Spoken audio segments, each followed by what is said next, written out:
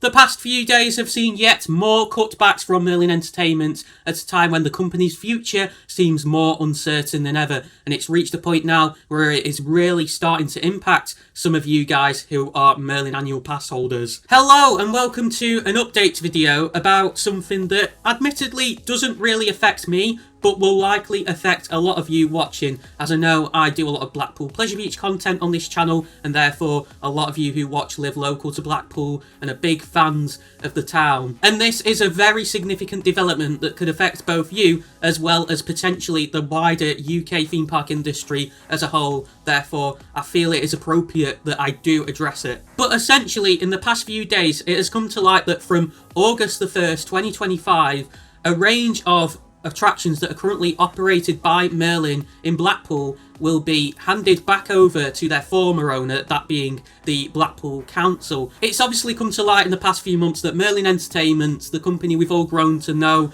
and love, well, probably love to hate would be a more appropriate way of putting it, are not in a good financial situation at all.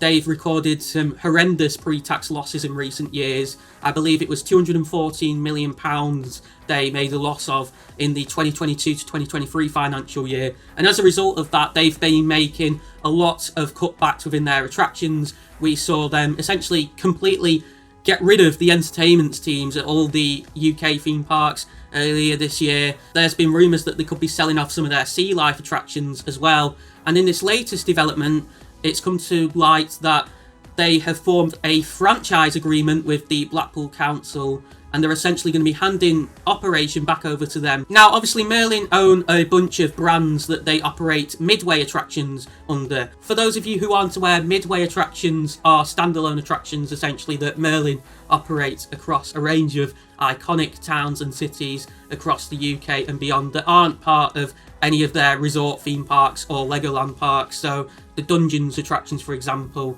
and Madame Tussauds. Merlin obviously own the brands for those.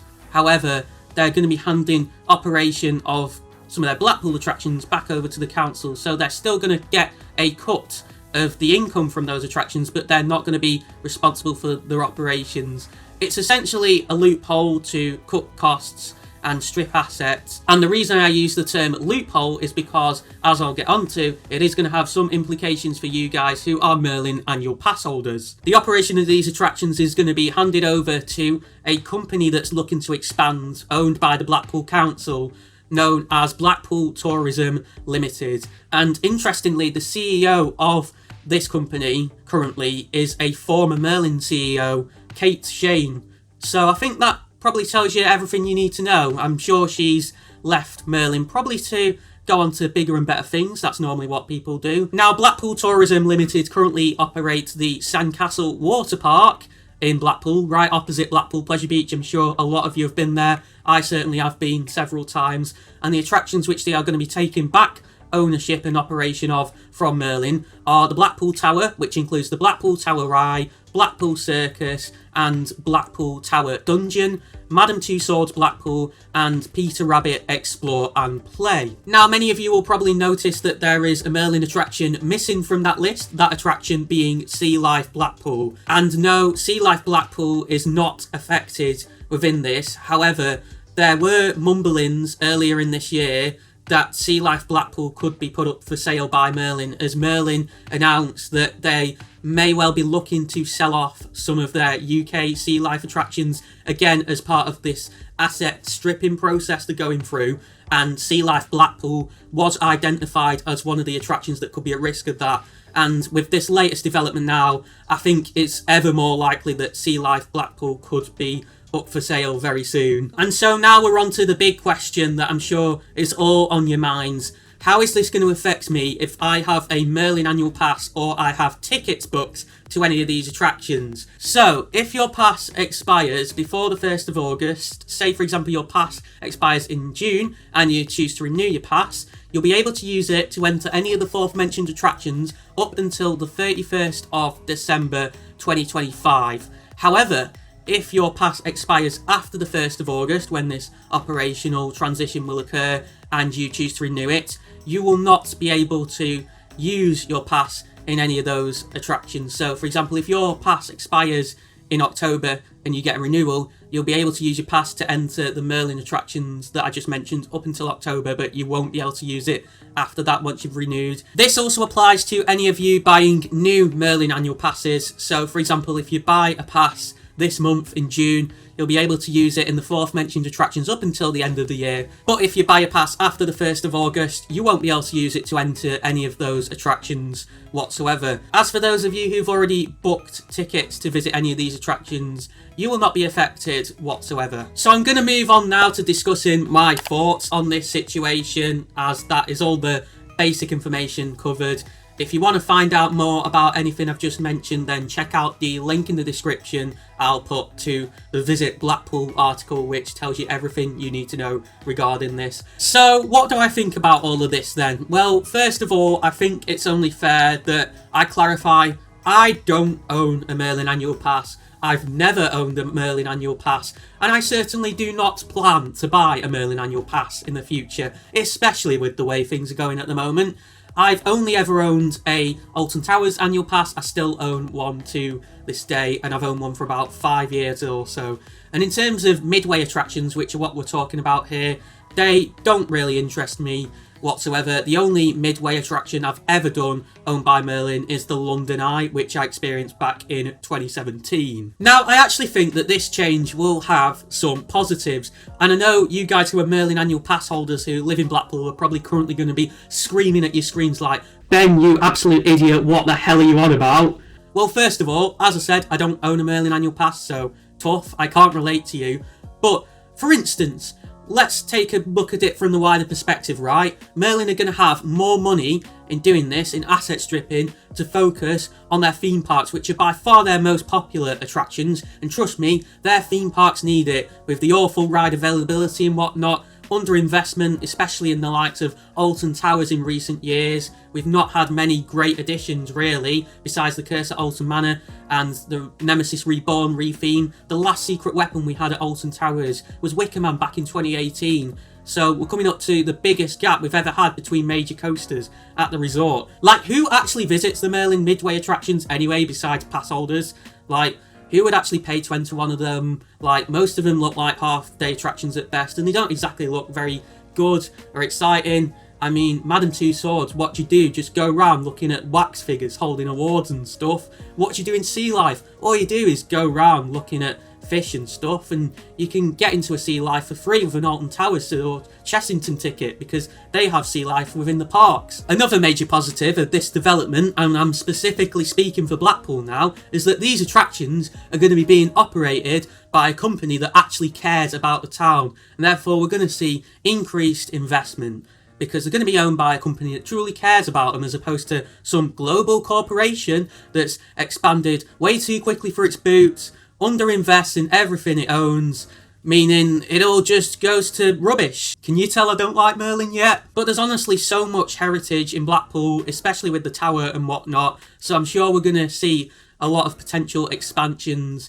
and just more love and care going into all these attractions from the Blackpool Council. So in that regard, I think it's a very exciting time for the town. Yet another benefit for my beloved Blackpool Pleasure Beach, the best park in the UK that isn't owned by Merlin and is a lot better than any of Merlin's property. That park could potentially see an increase in visitor numbers, because people coming to Blackpool now who are Merlin Annual Pass holders don't have the choice between, am I just going to spend my day doing all these midway attractions for free, or am I going to pay £30+ to visit Blackpool Pleasure Beach? These people now are going to have to pay money to enter each one of these individual attractions, and I don't believe they're cheap either.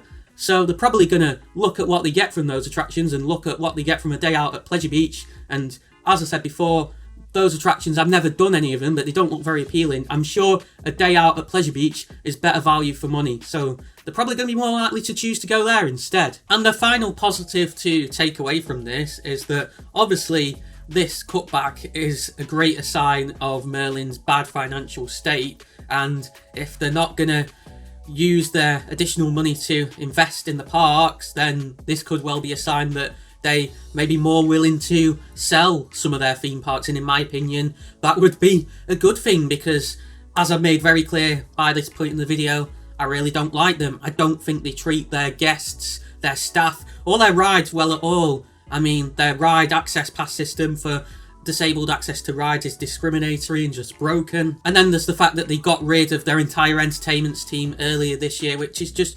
dreadful. And it's clear from the videos I've seen from some people within that they weren't treated very well or valued at all, and it's just absolutely disgusting. And then there's the issues I referred to before regarding such bad ride availability and just customer experience in general. In my opinion, I wouldn't care if Merlin just went under and disappeared for good. They can sell the parks on to anyone else for all I care, be that a family business such as the Mack family, who own Europa Park and obviously own the Mack ride manufacturing company, or maybe the Plopsa Group could buy it, who own the Plopsa Parks and Holiday Park in Germany. Anyone could buy it. For all I care, Sabrina Carpenter could buy one of the parks or something. Just someone, anyone, please, please, please buy the parks off Merlin. That wording right there definitely wasn't planned. If anyone wants to make an edit of that, feel free. But regardless, there are definitely some potential negatives to this development. One such being that with these attractions no longer being included in the Merlin Annual Pass,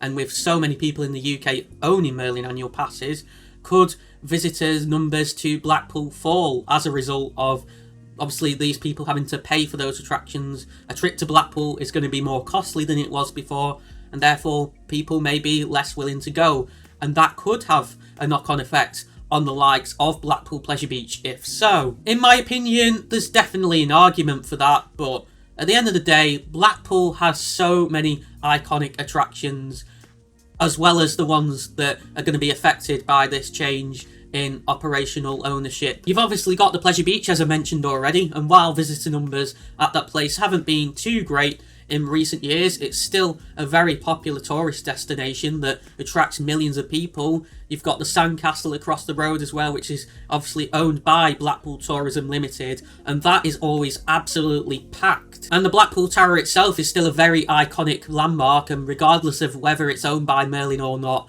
I'm sure people would still be willing to travel to Blackpool to see that and go up it. The views from the top look absolutely incredible. There's more to Blackpool than Merlin Entertainments, and there's more to life than Merlin Entertainments. Wow. And the other obvious negative is that those who own Merlin Annual Passes are going to get less value for their money. So there you go. Those of you who live in Blackpool or near Blackpool who have annual passes, who enjoy the midway attractions, I'm giving you a bit of a mention here. Obviously, it is a shame for those people. I'm sure they're going to be much less willing to visit those attractions now they're not going to be part of their annual pass. And they're going to be obviously paying more for less as a result of that, because let's face it, Merlin aren't going to reduce the prices of the annual passes. We know what Merlin are like and how much they love the money. They don't care that they're making cutbacks. They'll charge whatever they want. In terms of my overall thoughts on this, I think it's a win-win, to be honest. Whatever happens, I think it's a good thing, because I believe Merlin will either use the additional money they gain from this to invest more in the parks and hopefully fix them up, as well as the other attractions they own, or it's a sign of them asset stripping because they're in that bad of a situation due to their financial irresponsibility. They're just dying slowly, and we're eventually going to see all the parks sold off and everything, and they're just going to disappear from existence. They're paying the price of the wrongdoings, the fact that they've over-invested in their growth, taken on too many attractions and sacrificed quality, the fact that they're overpricing people for things such as food, etc. This is just karma, and I think regardless of how it goes, we have some exciting times ahead for the theme parks here in the UK. As for the town of Blackpool itself, there's obviously some concerns out there regarding whether this change will affect visitation from Merlin Annual Pass holders, but I think the town personally has enough going for it such that those people will continue to visit. And with the attractions now being owned by the Blackpool Tourism Group, let's face it, the council obviously care about Blackpool's heritage, so I think we're going to see some great upgrades and much needed investment to these attractions that probably in the long term will boost visitation to them and benefit the town in a positive way. But I know some of you watching will probably have differing views on this, so be sure to share your thoughts down in the comments below, and if you need a reason to visit Blackpool, then be sure to check out my video on the right side of your screen. It is my vlog from the recent late night riding / Twilight Thrills event put on by Blackpool Pleasure Beach. And for more things theme park related in the UK and beyond, be sure to click the icon in the centre of your screen to subscribe. I'm Ben, you've been watching ThrillNet, and I'll catch you again soon.